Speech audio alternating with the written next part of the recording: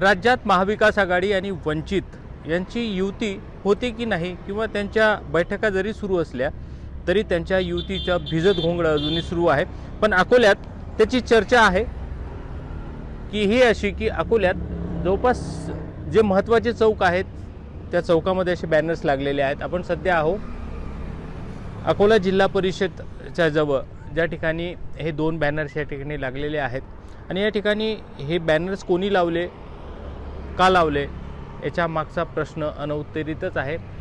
पण या बॅनर्समध्ये स्पष्ट लिहिलेलं आहे की अकोलेकरांचा जो सवाल आहे त्या सवालामध्ये महाविकास आघाडी जर खरंच वंचित बहुजन आघाडीसोबत आहे तर ते जाणीवपूर्वक हरणाऱ्या 2 जागा का देत आहेत।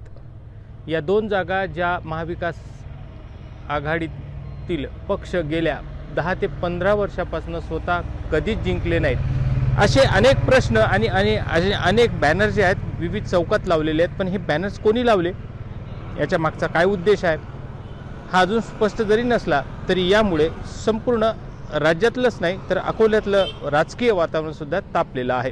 धनंजय साबळे, मुंबई तक, अकोला।